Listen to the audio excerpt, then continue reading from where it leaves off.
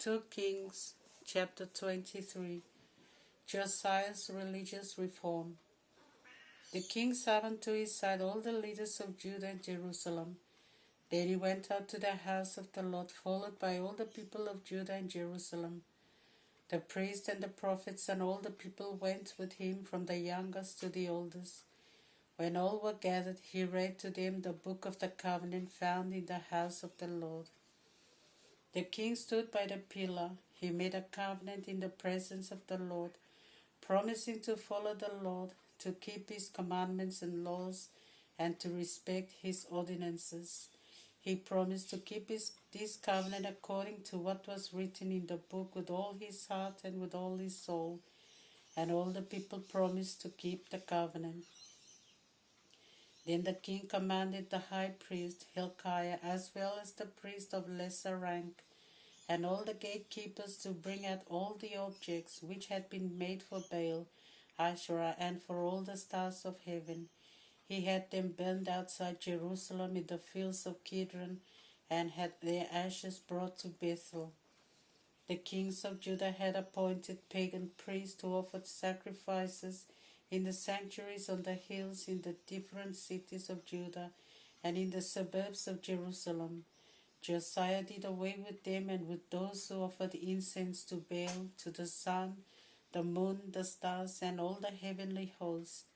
The sacred pillar that was in the house of the Lord was brought out of Jerusalem and taken to the Wadi Kidron, where it was burned and its ashes thrown on the public grave. The king demolished the house of the male prostitutes, which was in the house of the Lord, where the women did the weaving for Asherah. Right after this, he made all the priests from the cities of Judah come to Jerusalem, and he destroyed all the sanctuaries on the hills where they had offered sacrifice, from Beersheba in the south to Geba in the north. He destroyed the sanctuary of the gates that was at the entrance of the gate of Joshua, the city governor. It was on the left side of the entrance gate to the city. The priests who had served in the sanctuaries on the hills could not offer sacrifices in the house of the Lord in Jerusalem. They only ate the unleavened bread with the priests of Jerusalem. The king desecrated the topaz which is in the valley of Ben Hinnom, so that no one could sacrifice his sons or daughters in the fire according to the ritual of Molech. The horses which the kings of Judah had dedicated to the sun were removed from the entrance of the house of the Lord. These were in the atrium near the house of the palace official. Nathamelech, he then burned the chariots of the sun. There were altars which the kings of Judah had built on the roof of the palace of Ahaz. There were also altars built by Manasseh in the two courtyards of the house of the Lord. Josiah had them all destroyed and reduced to dust, which was thrown into the Wadi Kidron. The king destroyed the sanctuaries on the hills facing Jerusalem, to the south of the Mount of Olives. Solomon, king of Israel, had built them for Ashtaroth, the idol of the Sidonians, for Chemosh, the idol of Moab, and for Milcom, the idol of the Ammonites. The king broke in pieces the images of the false gods, cut down the sacred pillars, and filled the palaces where they stood with human bones. There was also the sanctuary at Bethel, with which the altar which Jeroboam, king of Israel, had made. This cult had been the sin of Israel. The king destroyed it. He set the sanctuary on fire and burned the sacred pillar. Looking around, Josiah saw the tombs on the mountain. He had the bones taken out of the tomb and burned on the altar and defiled it, so that the word of the Lord was fulfilled, which the man of God had proclaimed when Jeroboam was standing by the altar during a feast. Josiah noticed the tomb of this man of God, and he said, "What is that monument that I see?" The people of the city said to him, "That is the tomb of the man of God who came from Judah to announce what you have just done with the altar of Bethel." The king commanded, "Leave the tomb in peace and let no one touch his bones." and his bones together with the bones of the prophet of Samaria were not touched. Josiah also removed all the sanctuaries on the hills in the cities of Samaria. These sanctuaries had been made by the kings of Israel, and they had provoked the anger of the Lord. The king destroyed them and did to them as he had done to the sanctuary of Bethel. He slaughtered upon the altars all the priests of the sanctuaries on the hills who were found there, and he burnt human bones on the altars, and he returned to Jerusalem.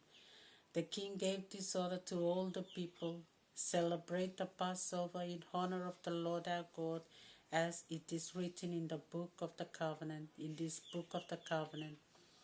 A Passover like this had not been celebrated since the days of the judges who had governed Israel, and during the time when the kings of Israel and the kings of Judah reigned.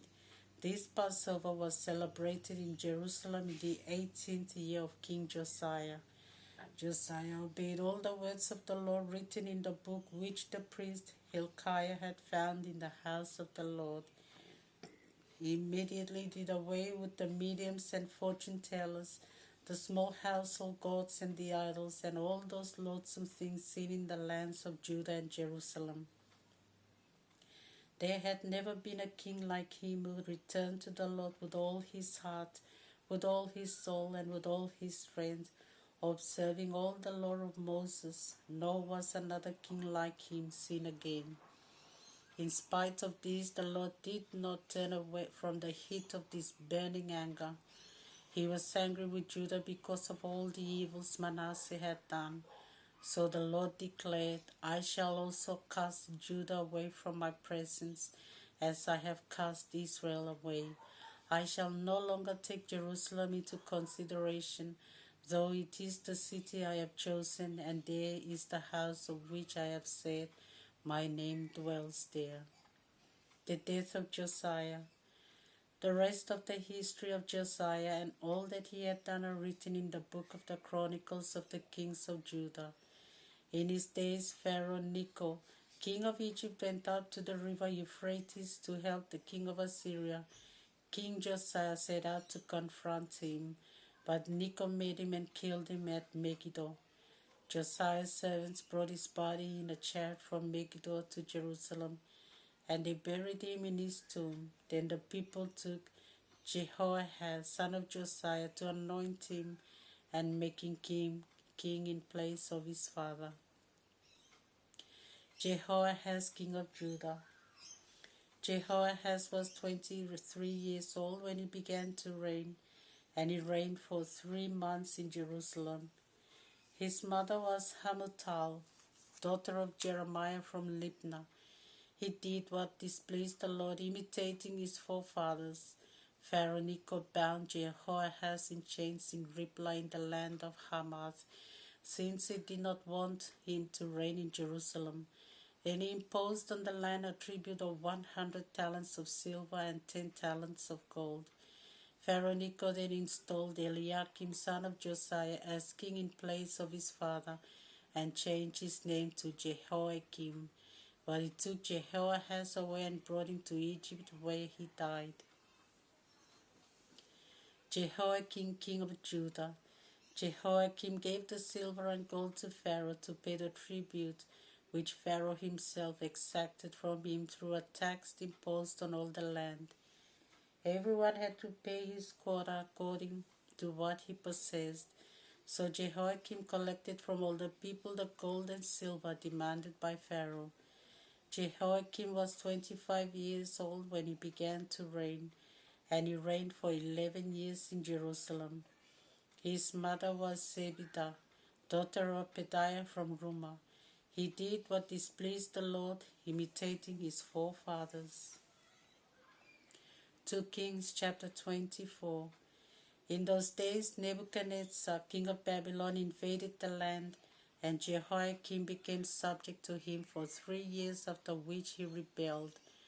The Lord then sent against Jehoiakim bands of Chaldeans, Arameans, Moabites, and Ammonites.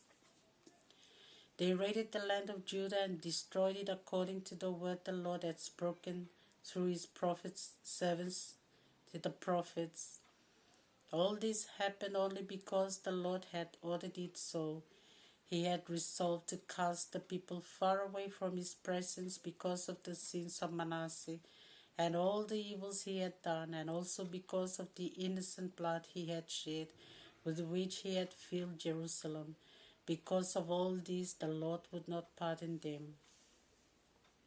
The rest of the history of Jehoiakim and all that he did are written in the book of the Chronicles of the Kings of Judah. When Jehoiakim died, his son Jehoiakim succeeded him. The king of Egypt did not leave his own land again, because the king of Babylon had conquered all that belonged to the king of Egypt, from the Wadi of Egypt to the Euphrates River. Jehoiakim, king of Judah. Jehoiakim was 18 years old when he succeeded his father, and he reigned for 3 months in Jerusalem. His mother was Nebuchadnezzar, daughter of Elnathan of Jerusalem. Jehoiakim did what was evil in the sight of the Lord, as his father had done. At that time, the officials of Nebuchadnezzar, king of Babylon, came and attacked Jerusalem and surrounded the city. Nebuchadnezzar himself came to the city while it was being besieged by his men. Jehoiakim, king of Judah, surrendered together with his mother, his servants, his leaders, and the palace officials. It was in the 8th year of the reign of the king of Babylon that he took Jehoiakim prisoner. Nebuchadnezzar took away the treasures of the house of the Lord and of the king's house. He also broke into pieces all the objects of gold which Solomon, king of Israel, had made for the house of the Lord. So the word the Lord had spoken was fulfilled. Nebuchadnezzar carried off into exile all Jerusalem, all the leaders, all the men of valor fit for war, all the blacksmiths and craftsmen. A total of 10,000 were exiled to Babylon. Only the poorest sector of the population was left. Nebuchadnezzar also carried away Jehoiakim with his mother, his wives, the ministers of the palace, and the prominent men of the land. So all the prominent people, numbering 7,000, the blacksmiths, numbering 1,000, and all the men fit for war were deported to Babylon by the king of Babylon. He made Mattaniah, Jehoiakim's uncle, king of Jerusalem, in place of Jehoiakim, and he changed his name to Zedekiah. Zedekiah, king of Judah. Zedekiah was 21 years old, and he reigned in Jerusalem for 11 years. His mother was Hamutal, daughter of Jeremiah of Libnah. He did what displeased the Lord, as Jehoiakim had done. So the punishment of the Lord fell on Jerusalem and Judah until he cast them far away from his presence. Now Zedekiah rebelled against the king of Babylon. 2 Kings chapter 25, the destruction of Jerusalem. In the 9th year of Zedekiah's reign, on the 10th day of the 10th month, Nebuchadnezzar, king of Babylon, marched against Jerusalem with his entire army and laid siege to it. They camped outside the city and built siege works all around it. The city was under siege till the 11th year of Zedekiah. On the 9th day of the 4th month, famine became a serious problem in the city, and throughout the land there was no bread for the people. Then a breach was made in the city wall, and the whole Judean army fled by night through the gate between the 2 walls near the king's garden, while the Chaldeans were still surrounding the city. They fled towards the Arabah, but the Chaldeans' army followed in hot pursuit of King Zedekiah and caught up with him in the plains of Jericho. All his army deserted him and was scattered. The Chaldeans seized the king and led him away to Riblah in the territory of Hamath, and there the king of Babylon passed sentence on him. There at Riblah the king of Babylon slaughtered the sons of Zedekiah in his presence. He then put out the eyes of Zedekiah, bound him with a bronze chain, and took him to Babylon. On the 7th day of the 5th month, in the 19th year of Nebuchadnezzar, king of Babylon, Nebuzaradan, commander of the bodyguard and the servant of the king of Babylon, entered Jerusalem and set fire to the house of the Lord and the royal palace, as well as to all the houses in Jerusalem. The Chaldean army, under the commander of the bodyguard, completely demolished all the walls around Jerusalem. Nebuzaradan, commander of the bodyguard, carried off into exile the last of the Jews left in the city, the remaining artisans and those who had deserted to the king of Babylon. But he left those among the very poor who were capable of working in vineyards and cultivating the soil. The Chaldeans broke into pieces the bronze pillars, the stands, and the bronze sea in the house of the Lord, and carried off all this bronze to Babylon. They also took the pots, shovels, wick trimmers, incense cups, and all the bronze articles used in the temple service. The commander of the bodyguard took the basins, censers, sprinkling bowls, pots, lampstands, ladles, and bowls, all that was made of gold or silver. The 2 pillars, the sea, and the movable stands which King Solomon had made for the house of the Lord, all this bronze was of immeasurable weight. The pillars were each 18 cubits high. On top of each pillar was a bronze capital 5 cubits high, and above and around the capital there was filigree work with pomegranates made of bronze.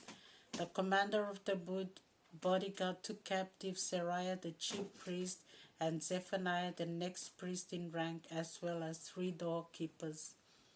He also took from those in the city an officer in command of the fighting men, 5 personal advisers to the king who were found in the city, the commander's secretary responsible for military conscription, and 60 of his men who were found in the city. Nebuzaradan took all this away to the king of Babylon at Riblah. There at Riblah, in the territory of Hamath, the king of Babylon had them put to death. So Judah was taken away captive from its own land. Gedaliah, governor of Judah. As for the remnant of the people whom Nebuchadnezzar, king of Babylon, had left behind, he appointed Gedaliah, son of Ahikam, son of Shaphan, as the governor. When the commanders of the troops and their men heard that the king of Babylon had appointed Gedaliah as governor, they went to him at Mizpah. These were Ishmael, son of Nethaniah, Johanan, son of Kareiah, Seraiah, son of Tahuneth, from Netophah, Jezaniah the Maccabite with their men. Gedaliah told them and their men most solemnly, "Do not be afraid of submitting yourself to the Chaldeans. Live in the country, obeying the king of Babylon, and all will be well with you." In the 7th month, however, Ishmael, son of Nethaniah, son of Elishama, who belonged to the king's family, came with 10 of his men and killed Gedaliah, as well as the Judeans and the Chaldeans who were with him at Mizpah. Then all the people from the greatest to the least set out with the commanders of the troops and took refuge in Egypt in fear of the Chaldeans. Jehoiakim released.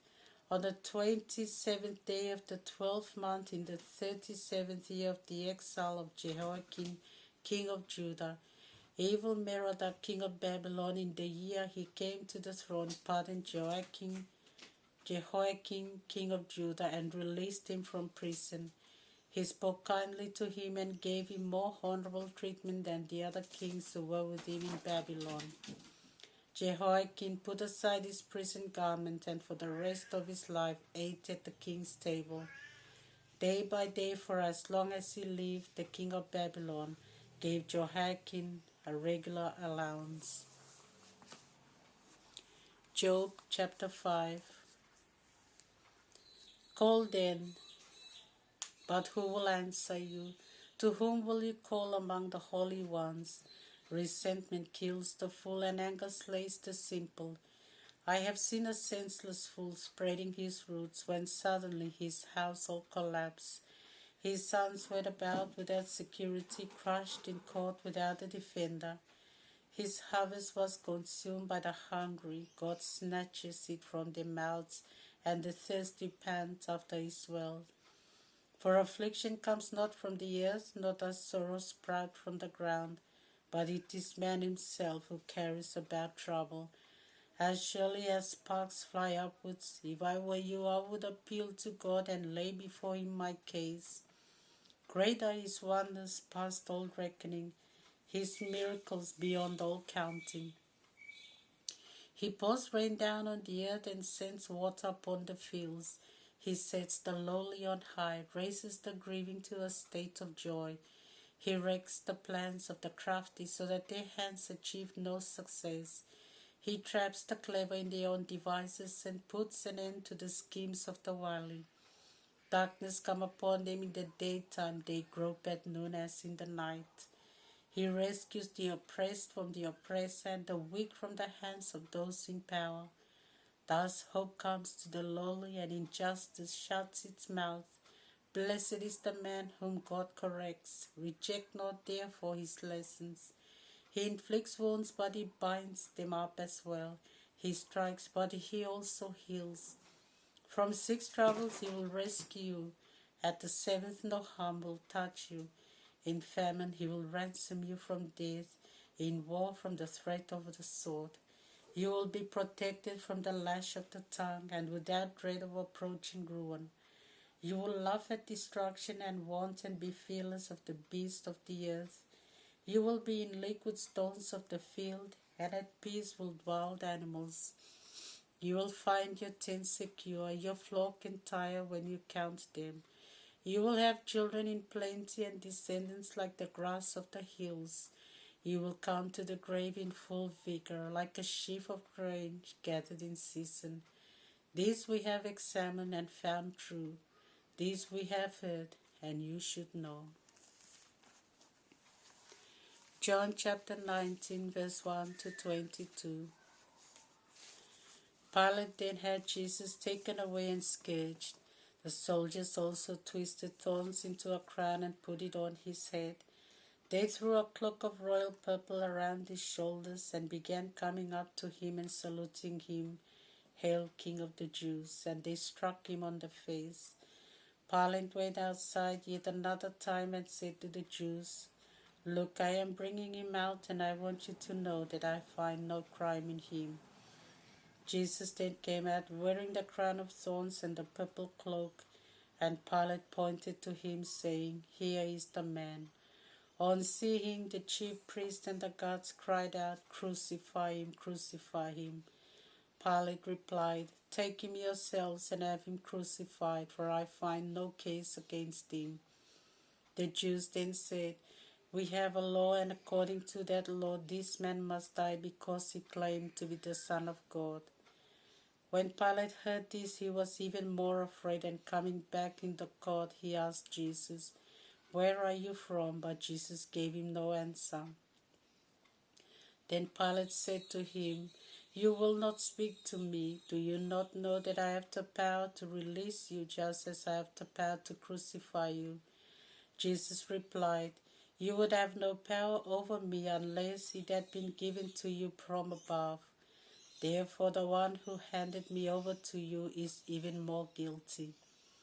Because of this, Pilate tried to release him, but the Jews kept shouting, "If you release this man, you are not a friend of Caesar.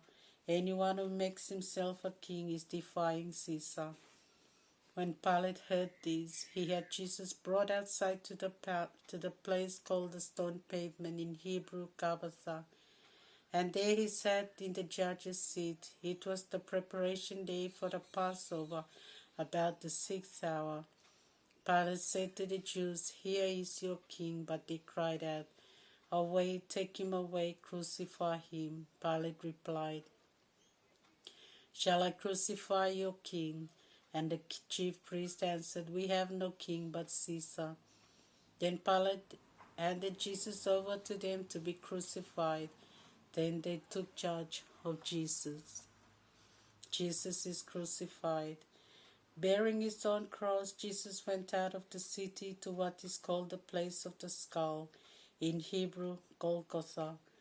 There he was crucified, and with him two brothers, one on either side, and Jesus was in the middle. Pilate had a notice written and fastened to the cross that read, Jesus of Nazareth, King of the Jews. Many Jewish people saw this title because the place where Jesus was crucified was not far from the city. It was moreover written in Hebrew, Latin, and Greek. The chief priest of the Jews said to Pilate, "Do not write the King of the Jews," but this man claimed, "I am King of the Jews." Pilate answered them, "What I have written, I have written."